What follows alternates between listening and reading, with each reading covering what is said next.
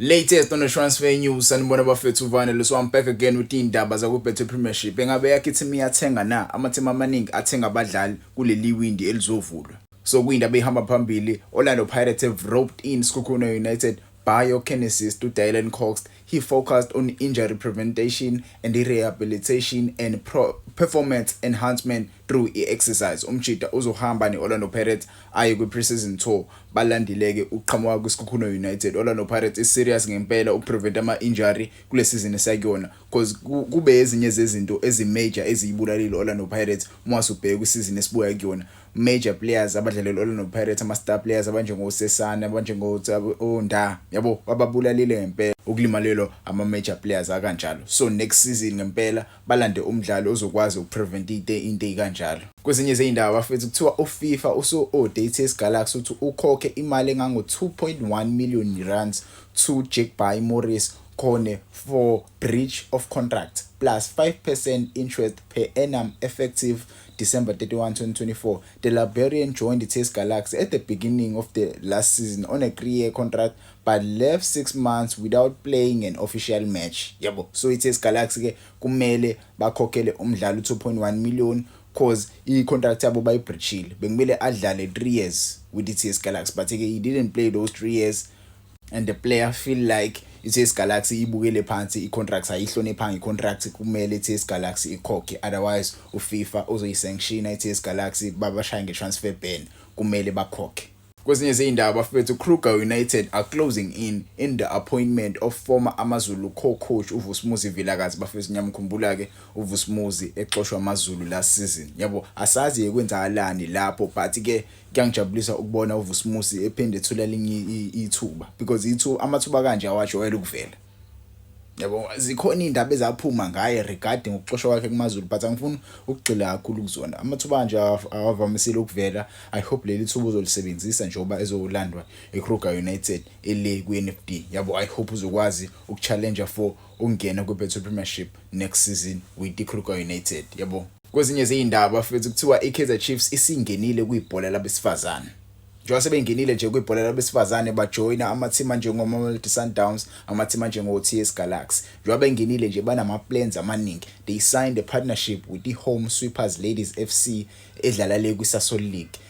Izo-ownwa kahle right now i-ownwa i-legend leKaizer Chiefs uSikheshe Mkhonza. Yabo Chiefs have been assisting them before. So sebe-strike i-partnership iKaizer Chiefs isizoba ne-team yebhola lamantombazane esizolibona lidlala kwi-league le yamantombazane ejwayele ukudlalwa.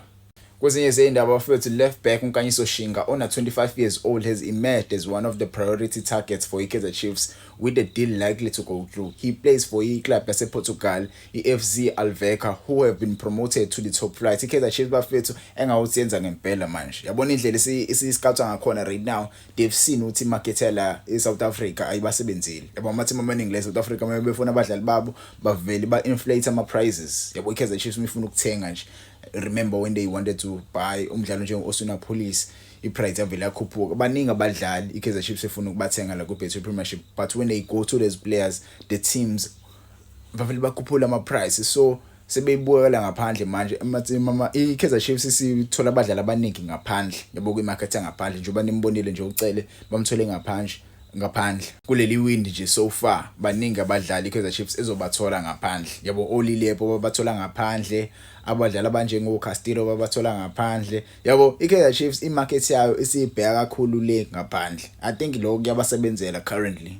Kwezinye zey'ndaba bafethu iSkukuna United isiyicomplethile i-signing yaBradley Grobler esengakhuluma ngayo before. Yabo uBradley Grobler yabafethu isizini miqala uzodlalela iSkukuna United. I'm sure senazizwa le indaba lezi.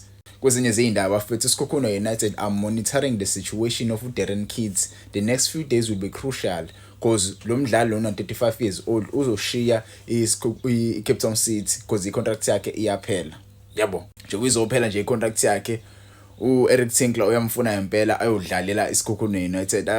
Eric Tinkler bafethu mina ngifuqa manga. Eric Tinkler he didn't live up to his words. He didn't live up to his word because if you remember during the season kuSikhona United they asked him ukuba isquad sakho coach sicela abadlali abadala ingabe khona yini iplan ozoyenza kule season ezilandela washo ukuthi abadlali abaningi uzobanciphisa abadlali abadala yabo uzoxosha abadlali abaningi abadala athi ukukhipha isquad kube isquad esineyintwana. But right now what I'm seeing he's busy buying abadlali abadala. Lo manje usefuna uDarren Keats. Thengile ustriker sakwe SuperSport United uBradley Hope. Darren Keats una 35 years old. Kwezinye izindawo futhi uYusuf Maat icontract yakhe uKaizer Chiefs ifuna ukuyisayina isile before bahambe baye eNetherlands. So uYusuf Maat bafethu usazodlala kuKaizer Chiefs uzothola icontract entsha kumakhosi bafethu. Kwezinye izindaba the Botswana international uBenson Mangolo has joined Richards Bay on a 1-year deal. uMangolo had a deal in place with iMarumo Gallants but he opted for a team yase-KZN. Shuthi ke Richards Bay bafethu ifikile yayistila le deal iMarumo Gallants ibilele iMarumo Gallants yafi Richards Bay yathi we can give you a 1-year deal. Shuthi imali ebiningi yabo shuthi Richards Bay ifini imali eningi etafuleni. Marumo Gallants ke yasala kanjalo uMangolo ko umdlali wase Botswana usezodlalela iRichards Bay FC. Kwezinye izindaba bafethu former Asante Kotoko goalkeeper uFrederick Asare ona 26 years old has been offered to Durban City, currently a free agent after leaving iKotoko. He spent umnyaka emithathu with iKotoko ile club ke lezodlala neKaizer Chiefs yabo lapha eMoses Mabhida manikhumbula kahle. So lo mjida lo sebem-offerishe kwiDurban City. Kwezinye izindaba ugoalkeeper waseZambia uThorsten Tabata has rejoined iSikhona United uzo-replace uAli Badra Sangare yabo lo goalkeeper wase-Ivory Coast bafethu who recently left the club yabo. Kuthiwa lo goalkeeper lo uzojoyina nje iSikhona United uzojoyina on a 2-year contract yabo. iSikhona United siyawenza ama-deal iSikhona right now senza ama-deal nje left and right. Kwezinye izindaba bafethu I'm sure saniyibonile indaba bafana defender uIme Ocon is set to finalize a move to German Bundesliga side to iHannover 96 yabo. iHannover 96 ebafethu iclub le eyaziwa kakhulu le eGerman ifuna ukusayina umdlali wala eSouth Africa bafethu uIme Ocon obeyitarget yeKaizer Chiefs. Asazi noma bazozama yena ukuyistopha le deal le uKaizer Chiefs because iKaizer Chiefs le signing le bebeyifuna kakhulu. Asazi noma bazokozama yena. Kwezinye izindaba futhi iMagesi FC isimxoshile uOwen Dagama.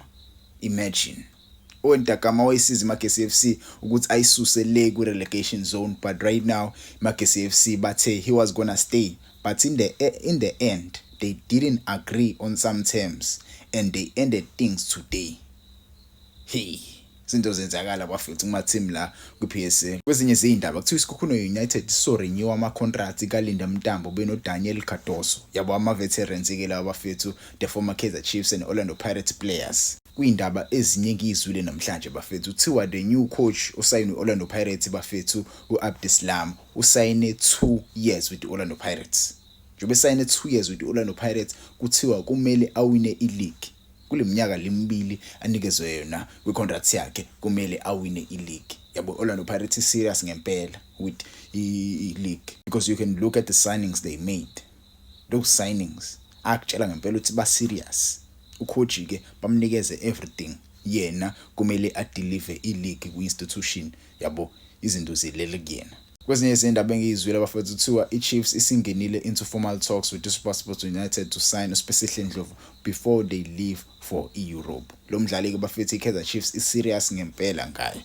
USpecihle Ndlovu the former Orlando Pirates player is looking to join iKaizer Chiefs. Asazi noma uzojoyina yini noma iSuperSport izovuma, but ba serious ngempela uSpecihle Ndlovu yabo. I'm sure uNabi wambona ngosikhathi bedlala neKaizer Chiefs ukuthi no, this guy is a good player. He can do a lot of stuff with Kaizer Chiefs. He can do a lot of stuff with formation kaNabi yabo. uNabi ngempela uyamthemba lo mjida, but ke asazi noma iSuperSport izovuma yena ukumtetela uSpecihle Ndlovu because I heard ukuthi uSpecihle Ndlovu usayine a new deal with iSuperSport yabo. Ba activate a new deal.